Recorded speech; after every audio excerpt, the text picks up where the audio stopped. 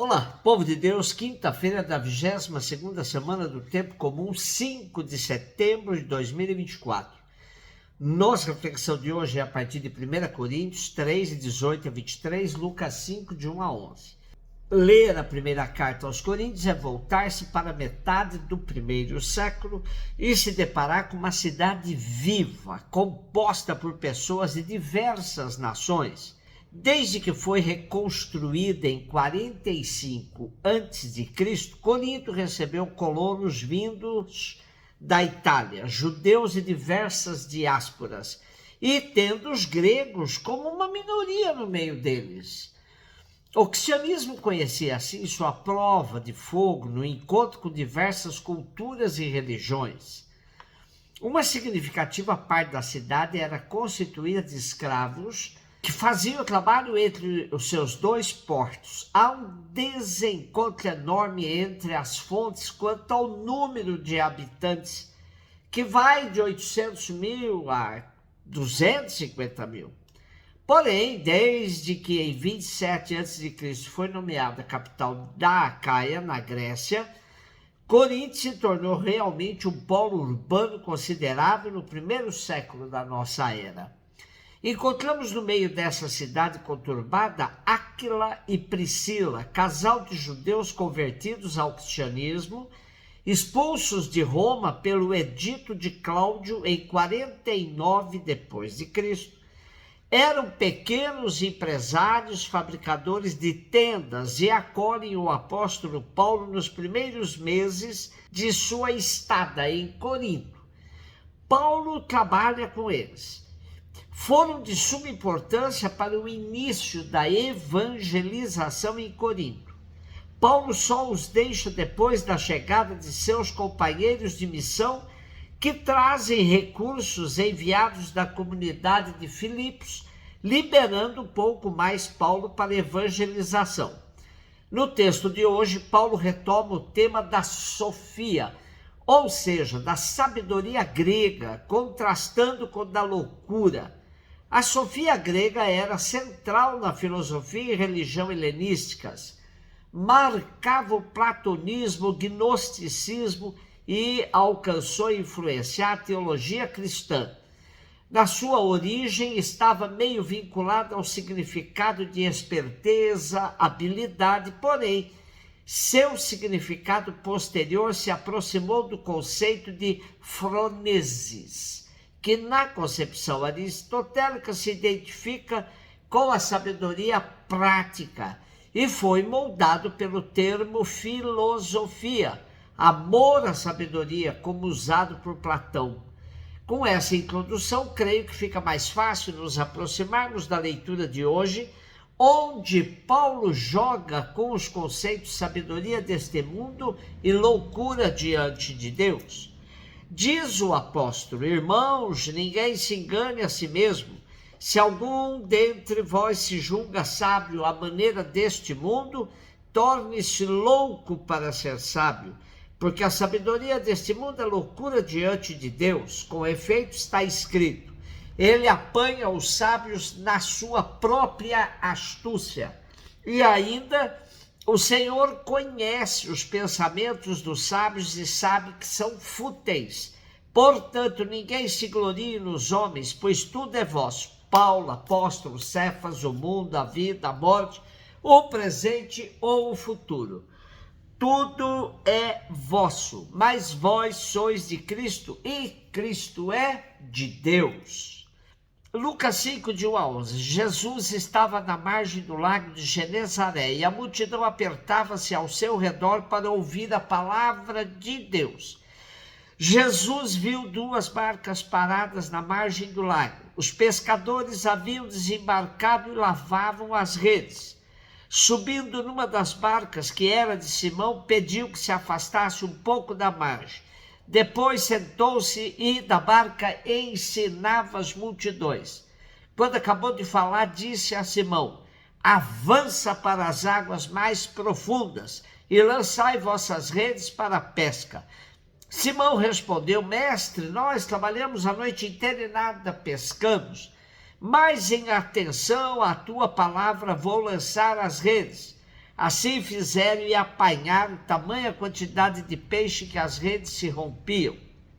Então fizeram sinal aos companheiros da outra barca para que viessem ajudá-los. Eles vieram e encheram as duas barcas a ponto de quase afundar.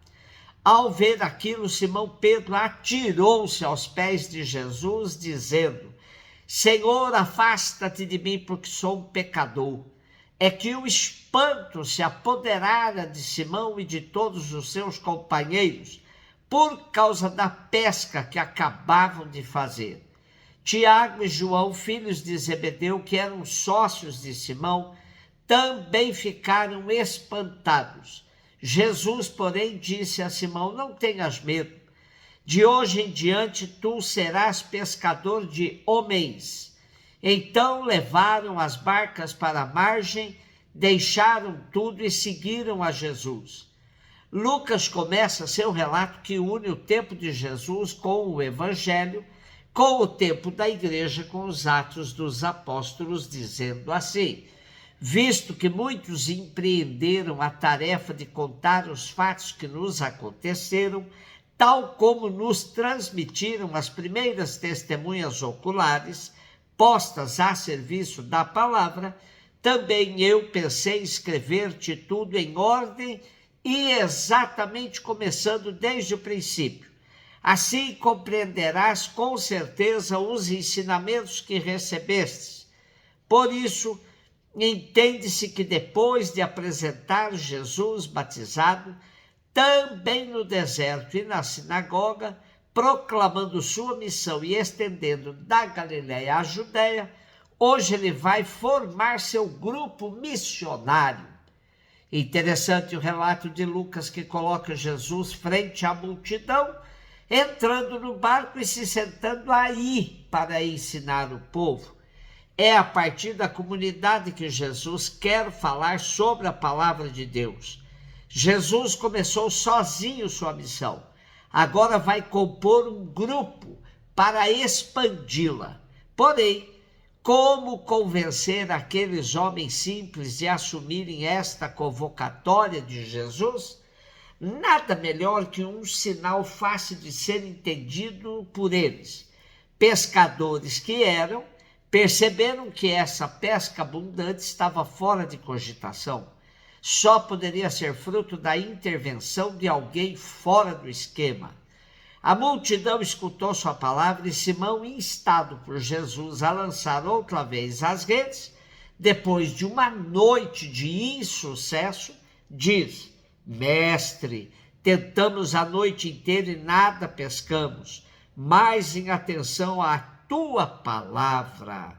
Lucas, no Evangelho e em Atos, vai traçar um caminho da palavra. É a força da palavra que vai firmando a igreja primitiva. A palavra de Jesus foi capaz de romper com a rotina daqueles pescadores que, embora cansados, tiveram a ousadia de voltar à pesca. Quem conhece a rotina dos pescadores sabe que depois de uma noite inteira de pesca fracassada, ninguém mais se aventura. Porém, Jesus, com sua fascinante palavra, convence aqueles rudes homens de voltarem à pesca. Porém, agora é para lançar as redes em águas mais profundas. Aqui está um convite a todos nós para deixarmos as superfícies, pois aí geralmente estão todas as mediocridades da vida.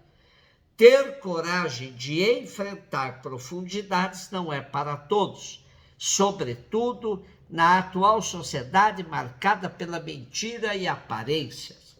Simão Pedro acatou o desafio de Jesus, dando o primeiro passo. Olhando para dentro de si, reconhecendo sua condição humana existencial, afasta-se de mim, Senhor, porque sou pecador. Essa é a primeira condição para dar passos mais profundos. Reconhecer-se. Conhecer-se. Para voos mais longos e altos, temos de fazer uma avaliação mais exata de quem somos, onde estamos, quais nossas capacidades. Simão Pedro partiu daquilo que ele era mesmo. Seu espanto contagiou seus companheiros de pesca, que ouviram as palavras de Jesus a Simão: não tenhas medo, de hoje em diante tu serás pescador de gente, de pessoas humanas. Reconhecendo sua condição humana, Simão Pedro está desafiado para pescar um humano. E ele e seus companheiros aceitaram o desafio de Jesus, deixaram tudo e passaram a seguir o homem de Nazaré. Desafio atual para todos nós. Um beijo no seu coração.